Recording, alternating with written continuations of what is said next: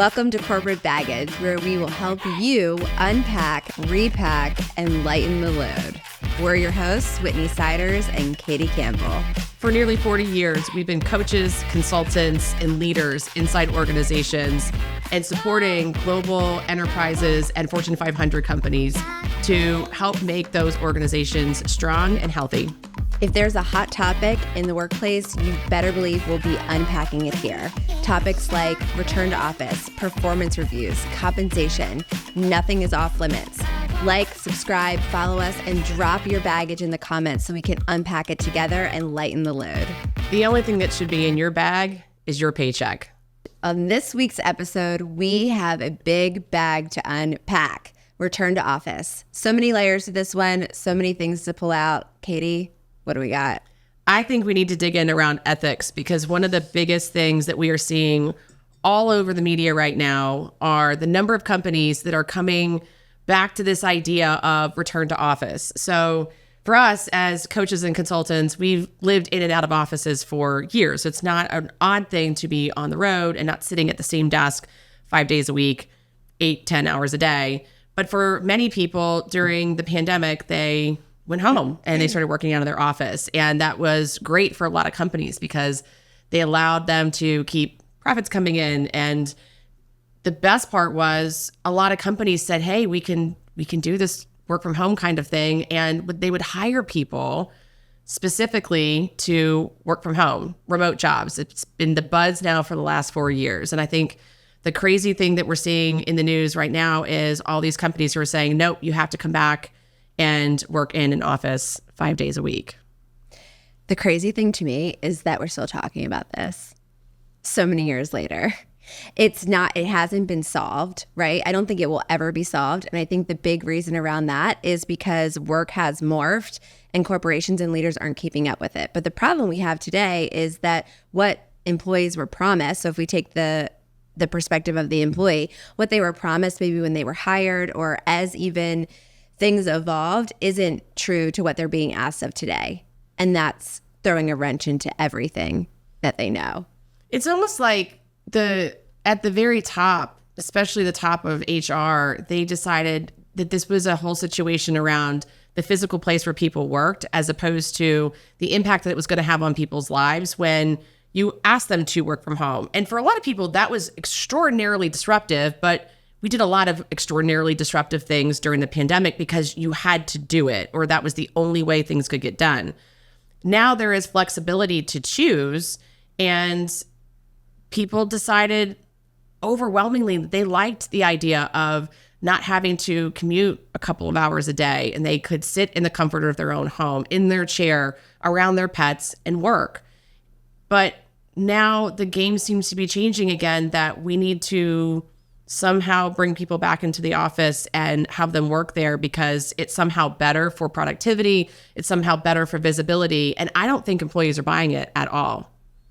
No, they're opting out. They're choosing to opt out, or they're trying to game the system, which doesn't end well for either party. So story time on this one, baggage check, baggage claim on this one is, I was having a conversation with a leader the other day who was sharing about someone else who worked for a top 5 bank. Let's just say that. Would it be a bank I'd know? Potentially, yeah. Okay.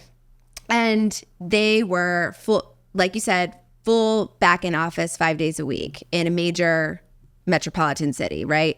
And so not only were they requiring everyone to come back into the office, they were also monitoring that by badge swipes. Okay. We've heard that a lot too.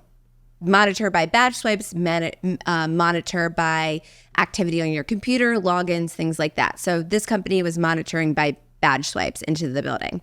And so there's a bunch of things that are happening that leader heard. One was the commute's hard. So actually people are just, if they're driving by on a weekend going to dinner, they're going to swipe in and out. That counts for a day because they're not even tracking the time. It's just the in and out. And they're not tracking if the person goes into the building, does anything. It's really just, okay. So that's one way people were gaming it. Sorry for giving you ideas, employees too. But so that's one way they were gaming it. The other problem that they were running into, which was so fascinating to me, was that the company had originally set up for this hybrid workplace. And so they had these hotel stations, where people could come in, and it wasn't really their desk. It was, a cycling desk. Right. And so this person, this leader, this executive was coming in and having to have a shared space, sometimes not even available. Right. But when he did, he would have documents that were confidential and no place to put them. Oh, big issue for the company, totally. Not only for the environment, for the employees, for collaboration, but also a legal risk to the company. So these are things that are, I don't think, of course, not conscious decisions, but things that leaders are learning now that they're trying to put these policies into place that never were meant to be like this. They weren't, but I also think we have to go back even further. You're describing employees who are doing things when they're just doing the badge swipe thing, or we've heard the mouse jiggling. I mean, there's all sorts of techniques people have come up with to make it look like they're working when they're not, which truthfully, if you're not working and you're kind of making that up, it is unethical to do that, plain and simple. But I also wonder, why would people decide to be unethical in the workplace to begin with? And I don't think that most people take on a job and then they say, I'm going to do a mouse jiggle, I'm going to do a badge swipe, but I'm just going to snow the company.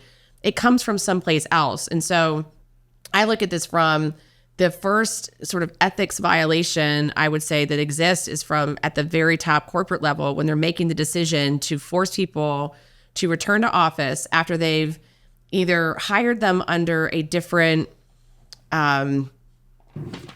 designation of how they're going to work, right? So a lot of people were allowed to be hybrid, or a lot of people were 100% remote. And now or they were supposed to be in the office, but they were given flexibility to work from home on days when it made sense for their family or for themselves.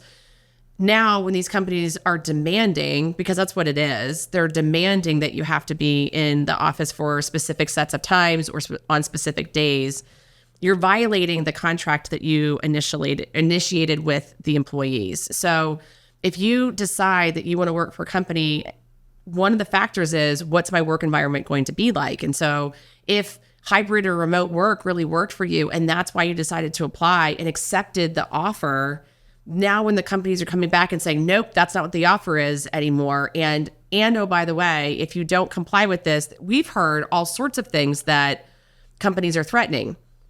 Not to promote people, to that they'll just lose their jobs, that they will eliminate specific roles.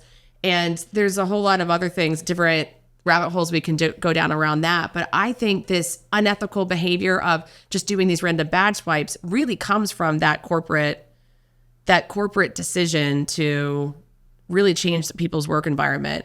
The other piece that you just talked about, though, that I think is really interesting is the unintended consequences of these snap decisions about having documents or computers or other devices out where somebody could see it and possibly have, a risk exposure to financial data, to sensitive personnel data, to legal data.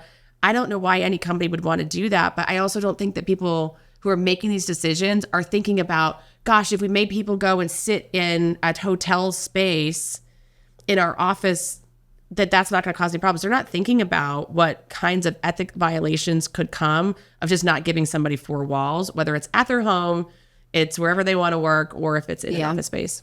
Well, and I want to go back to something you said around what people were promised when they were hired versus what's happening now. And you described what's happening then when they're required to come back to office. They either have to do it, or sometimes people have moved based on their job and they're not going back into the office, or they're losing their job. Or on the flip side, I know someone that put in a request, again, major corporation, non-banking, different company, but you would know them, put in a request to say, okay, now I was hired under the pretense that I would never have to go into an office. I live 2 hours from the office, give or take with traffic, right? And now I'm being asked to come in 4 days a week. But I can put in a request for an exception.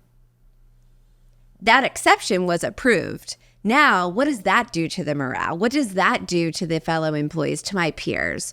That creates a ripple effect in and of itself. So either way, you're losing on that part by not keeping your promise. Now, that doesn't mean things don't change, but what's your take on that? Like, how do you create a way that allows for change as we evolve, but puts a stance in place for people to really understand what's working and where can I live. I mean, one of my friends worked for a company who they actually put a mileage radius on it.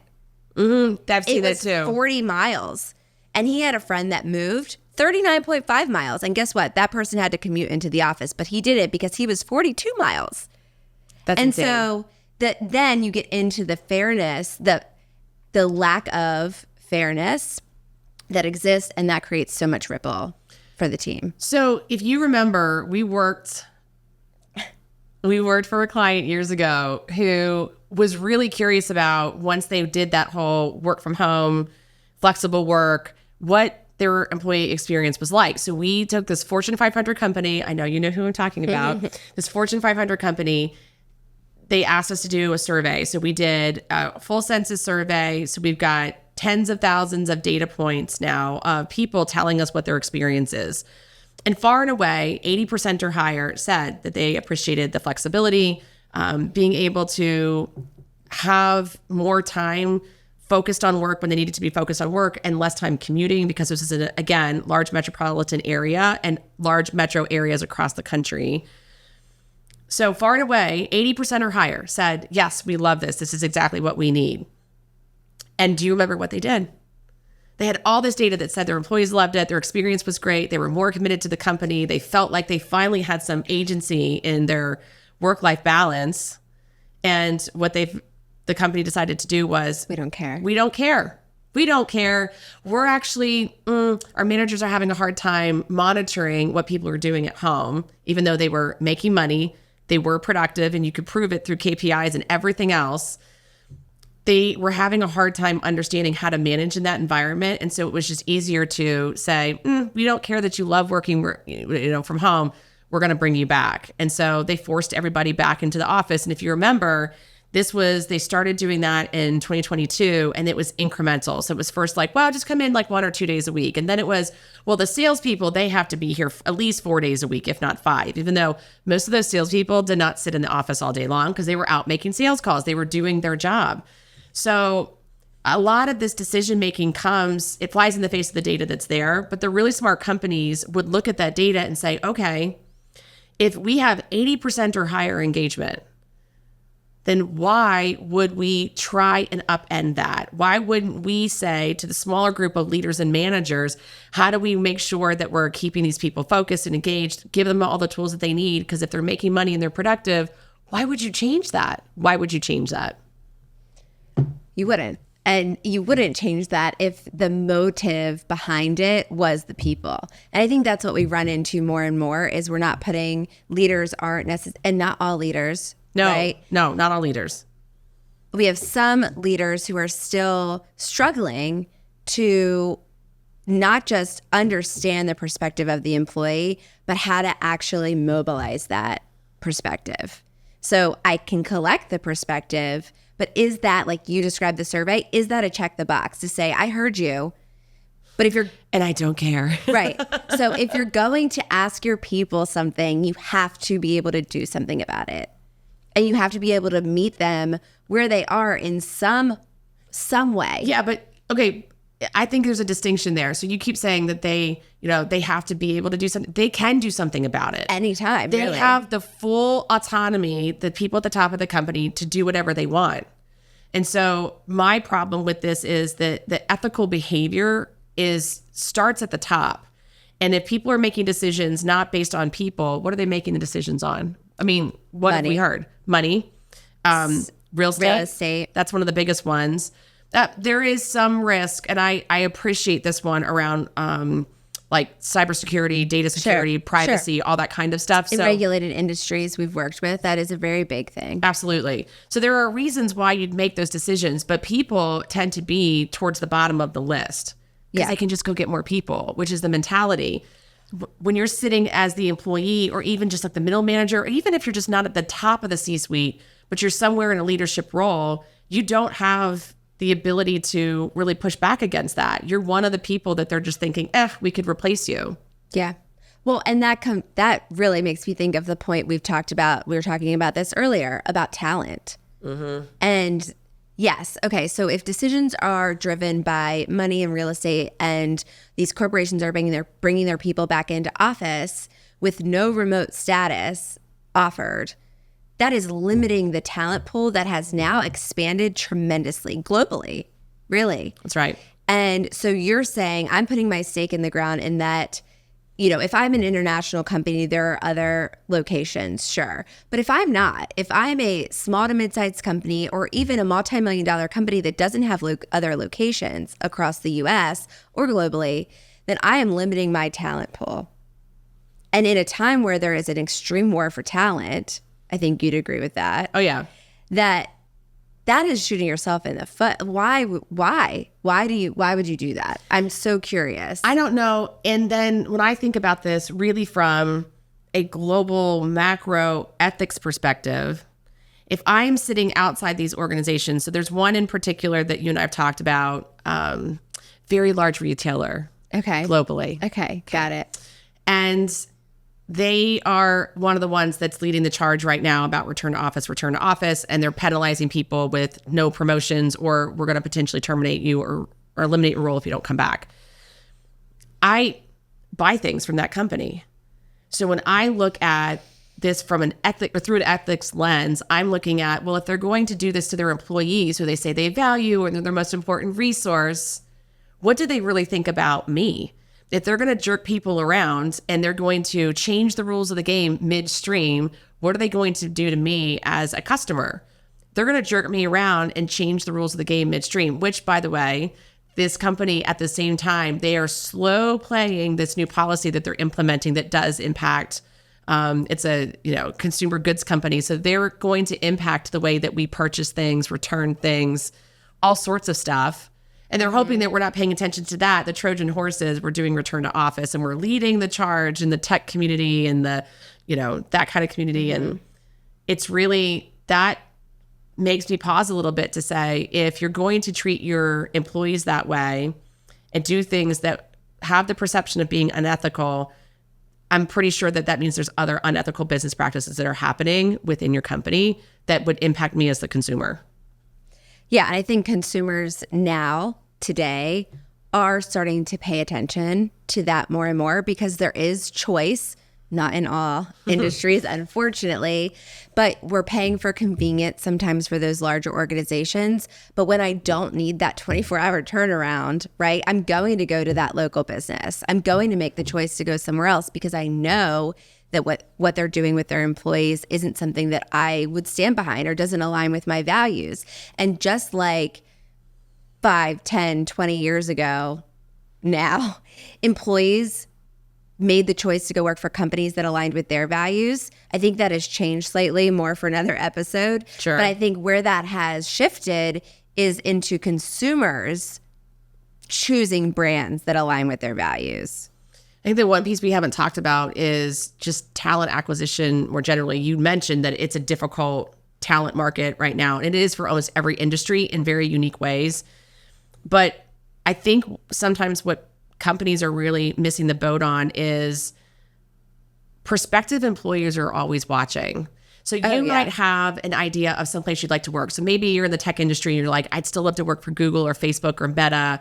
I'd love to work for Amazon. I'd love to work for a tech company in that way. Or I want to work with a really cool, fast-burning fintech company. Cool. So on the outside, you're going to be paying attention to how do they hire, what its onboarding look like, what their starting salaries for the job role that I would want to go into. So you're paying attention to that long before you ever try to get your foot in the door. You're always sort of monitoring that. And so what I think that some of these companies who are they think they're making strategic decisions based on money, real estate, what have you. What they're not anticipating is that 12 to 18 months from now, it's going to make it more difficult for somebody to say, oh, I still want to go work for fill in the blank company because they make their employees go to work 5 days a week in an office, and that's really not going to work for me. If it was 2 years ago, I would have been fine because I could have been remote or flexible, but now that's not a possibility. So they're not only limiting their talent pool based on geography, but they're also doing it based on policy long before somebody ever says, I think I'd like to throw my hat in the ring to go work for you. Yes, 100%. And why? The question becomes to me is why. And I think that's what we'll get in another episode around the trust and leadership, because to me, what I've seen time and time again is that when people are asking for flexibility, it's not about necessarily where they're working. It's about the environment and what comes with that and what flexibility means to them. And also the trust. Let's get to the root cause of what's actually going on, because what's being said is, I can't see you. And what that really means is, I don't trust you. Okay, Whitney. So I think we've successfully unpacked this one from an ethics perspective. And so now I'm curious about, when you're talking to the average worker who's maybe not yet in a management role or chooses to be just an individual contributor, or they're not in a leadership role, what would you recommend they be paying attention to, or how to even think about this ethical issue for the company that they're in, or maybe one that they'd like to join? So when the employee is seeing that happening in real time. Right. Yeah. So an employee is in the environment with their leader saying, well, I can't see you. I don't know what you're doing. My go-to on that is ask questions. I think I share this with leaders. I share this with employees all across the spectrum. Ask questions. Get curious. Because to understand the why, you have to ask questions without asking why. So we always use similar prompts around to help me understand what's like, why being in person is so important right now. And what can't I get done or achieve by being not in the office? What are we trying to do? And link that to outputs, outcomes, KPIs, whatever it is for your company, and go to that data and understand from the leader's perspective, because often it's not the leader at the top. It's the middle manager.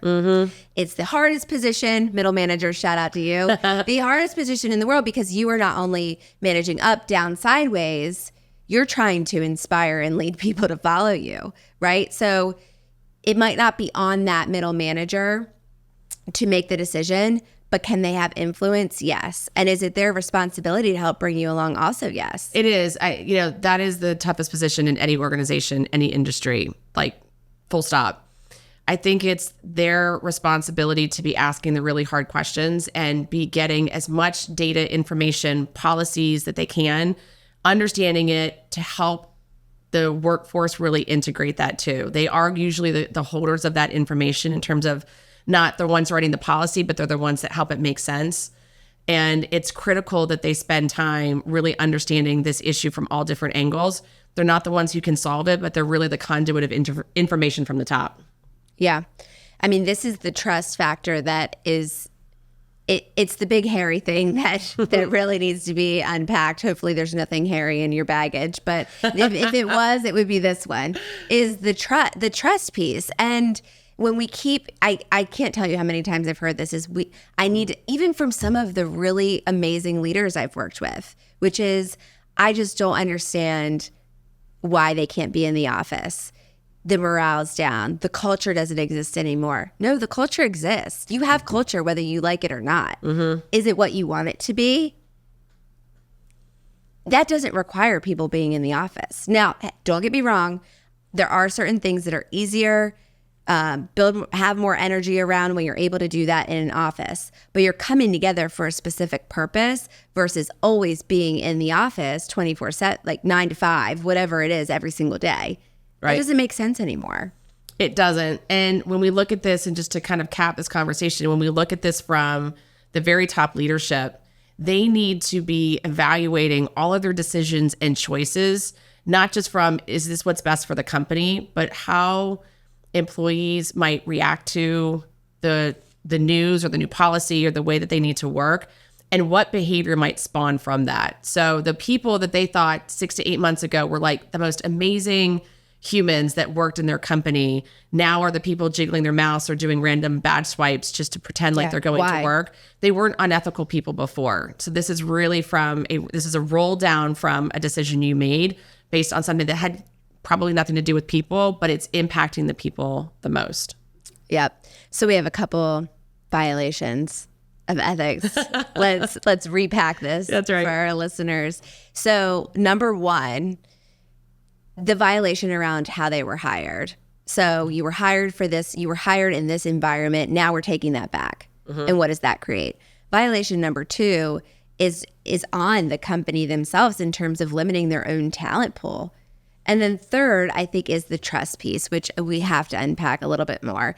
There is just so much in terms of how leaders are showing up and what they're seeing and being told versus what's really happening underneath. And I think that's worth a little bit of a repack. 100%. So return to office is not just about where you work. It's about the ethics of the decisions behind it. And as employees, as leaders, as even consumers, like we talked about, we have influence, maybe not direct control, but influence on how some of those decisions are being made. And I think people in all of those, from all those perspectives, are starting to choose with their actions in many ways. All right. I think we should zip this one up. Sip it up. Sip it up for today. Thank you for joining us on this episode of Corporate Baggage. We look forward to seeing you on our next one. Thanks for listening. If you have some corporate baggage you want to unpack or something you took away from the conversation, drop it in the comments. Find our social links in the description. Please like, comment, subscribe, and share these episodes.